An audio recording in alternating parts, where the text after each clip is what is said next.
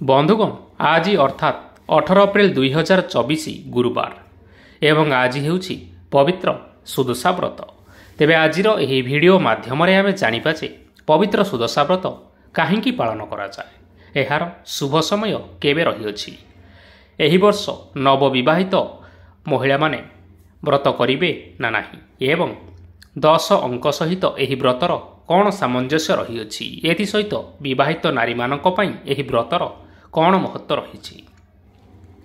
तेबे यही सबु विषय जानिबा पूर्व आपण मानक अनुरोध एही वीडियो को गोटे लाइक करि नियंतु एवं जदि आपण माने एपर्यंत आम चैनल को सब्सक्राइब करिनाहंती ताहले वर्तमान ही सब्सक्राइब करि नियंतु। तेबे आसंतु जानिबा बंधुगण, हिंदू संस्कृति रे ओषा और व्रतर यथेष्ट गुरुत्व रही। ओडिशा रे पालित हेउथिबा विभिन्न व्रत मानक मध्यरे सुदशा व्रत अन्यतम। ऐश्वर्यर देवी बा धनर देवी माँ लक्ष्मींकर आराधनार पर्व हेउछि पवित्र सुदशा व्रत एवं एही वर्ष निष्ठा और भक्तिमय परिवेश मध्यरे सारा राज्य रे एही पवित्र सुदशा व्रत पालन करा जिवो। तेबे जदि कोनोसी मासर शुक्लपक्ष दशमी तिथि गुरुवार दिन पड़ी थाए तेबे सही गुरुवार दिनटी को सुदशा व्रत भावरे पालन करा जाई थाए एवं जदि एही दिन विवाह तिथि रही थाए तेबे एहाकू नुआ सुदशा व्रत कुआ जाई थाए। माने एही दिन नवविवाहित महिला माने व्रत आरंभ करिथांती। घरर सुख समृद्धि और शांति बजाय रखिबा पई गृहिणी माने एही व्रत को पालन करिथांती।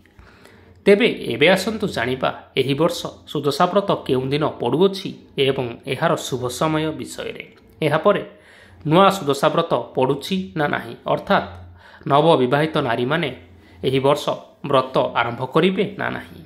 बंधुगण, एही वर्ष सुदशा व्रत आज अर्थात एप्रिल 18 तारिख गुरुवार पड़ुअछि। एही वर्ष चैत्र मास शुक्ल पक्ष दशमी दिन एही पर्व पड़ुअछि। एही दिन विवाहित महिला माने सुदशा व्रत पालन करि परिबे।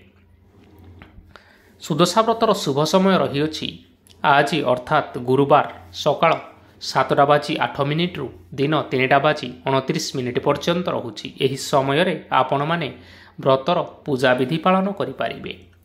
सुदशा व्रतर संपूर्ण पूजा विधि जानिबा पूर्व आमे जानिबा जे एही सुदशा व्रत बा एही वर्ष पड़ुथिबा सुदशा व्रत दिन नवविवाहित नारी माने व्रत आरंभ करिवे ना नाही।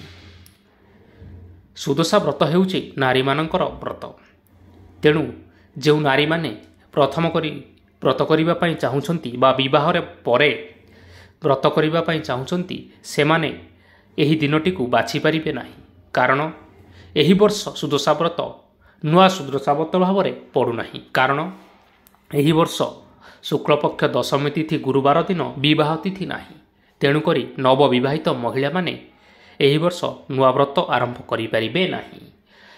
तेबे जदि आपण माने केबे नुआ सुदशा व्रत पड़ुअछि ताहा विषय जानिबा पई चाहुछंती ताहले वर्तमान ही आम एई चैनल को सब्सक्राइब करि नियंतु। आमे आपण मानकु नूतन वीडियो माध्यम रे नुआ सुदशा व्रतर संपूर्ण तिथि बार और तारीख विषय जणाइबो। तेबे एबे आसंतु जानिबा सुदशा व्रतर महत्व। पौराणिक मतरे एही व्रत प्रथमे विदर्भ देशर राजा नलंकर पाटराणी दमयंती आरंभ करथिले एवं सही दिन ठारू एही पर्व को समस्त विवाहित नारी माने आज पर्यंत पालन करी आसुछंती। दिने दीक्षा ब्राह्मणी नदीरू जल आनिबा समय निजर व्रतटी को हजाई देइथिले एवं व्रत हराई विकल भावे क्रंदन करुथिबा बेले नलराजा तांकर दुख दूर करिबा पई सत्यबद्ध होई निज राणी दमयंतीଙ୍କ ଠାରୁ व्रत आनी ब्राह्मणी को देइथिले। जेहेतु व्रतटी माँ लक्ष्मींकर प्रतीक, तेणु व्रतदान कले मनुष्य लक्ष्मी छड़ा होई जाई थाए। व्रतदान करिबा परे तांकर सकल संपद सुख एवं ऐश्वर्य अपहृत होई राजा और राणी लक्ष्मी छड़ा और श्रीहीन होई जाइथिले। बहुत दुख दुर्दशा भोग कला परे राणी पुणी थरे यथाविधि अनुसारे सुदशा व्रत पालन करिबा परे सेमानकर समस्त अपहृत सुख एवं सौभाग्य फेरी पाइथिले। तेणु माता लक्ष्मी को समर्पण करी महिला माने एही व्रत को धारण करिथांती। सुदशा शब्दर अर्थ हेउछि सु एवं दशा। ସୁର ଅର୍ଥ ହେଉଛି ଶୁଭ ବା ସକାରାତ୍ମକ ଏବଂ ଦଶାର ଅର୍ଥ ହେଉଛି ଦଶ ଅଙ୍କର ମହତ୍ଵ ବା ପ୍ରତୀକ। ଏହାର ଅନ୍ୟ ଏକ ଅର୍ଥ ହେଉଛି ମନୁଷ୍ୟର ଦୁର୍ଦଶାକୁ ସୁଦଶାରେ ପରିଣତ କରୁଥିବା ବ୍ରତ। ତେଣୁ ଏହାର ନାମ ସୁଦଶା ବ୍ରତ। ତେଣୁ ସୁଦଶା ବ୍ରତରେ 10 ପାଖୁଡ଼ା ପଦ୍ମ, 10 ବର୍ଣ୍ଣ ମୁରୁଜ, 10 ମୁଖୀ ଦୀପ, 10 ମୁଠି ଚାଉଳ, 10 ଗୋଟି କଦଳୀ, 10 ଗୋଟି ମଣ୍ଡା ସହିତ ମା ଲକ୍ଷ୍ମୀଙ୍କର 10 ନାମ ଉଚ୍ଚାରଣ କରି ମହିଳାମାନେ ଏହି ଦିନ 10 ଖିଅ ଧଳା ସୂତାରେ 10ଟି ଗଣ୍ଠି ଦେଇ ବ୍ରତ ପୂଜା କରିଥାନ୍ତି ଏବଂ ଏହି ବ୍ରତକୁ ପରବର୍ତ୍ତୀ ସୁଦଶା ବ୍ରତ ପର୍ଯ୍ୟନ୍ତ ନିଜର ବାହୁରେ ଧାରଣ କରିଥାନ୍ତି। ବ୍ରତରେ 10ଟି ଗଣ୍ଠି ଦେବା ସମୟରେ ମା ଲକ୍ଷ୍ମୀଙ୍କର ଏହି 10ଟି ନାମ ଉଚ୍ଚାରଣ କରିବା ଉଚିତ। ସେଗୁଡ଼ିକ ଯଥା: ପ୍ରଥମ ଲକ୍ଷ୍ମୀ ନାରାୟଣୀ, ଦ୍ୱିତୀୟ କମଳିନୀ, ତୃତୀୟ ଶ୍ରୀହରି ହରପ୍ରିୟା, ଚତୁର୍ଥ ପଦ୍ମାଳୟା, ପଞ୍ଚମ କମଳା, ଷଷ୍ଠ ଚଞ୍ଚଳା, ସପ୍ତମ ବିଘ୍ନସେନୀ, ଅଷ୍ଟମ ସିନ୍ଦୁର ଦୁଲେଣୀ, ନବମ ଦୁର୍ଗତି ନାଶିନୀ, ଦଶମ ବିଷ୍ଣୁ ପାଟରାଣୀ। ଏହି ସୁଦଶା ବ୍ରତ ଦିନ ଆପଣମାନେ ଘରକୁ ପରିଷ୍କାର ପରିଚ୍ଛନ୍ନ ନିଶ୍ଚୟ କରନ୍ତୁ।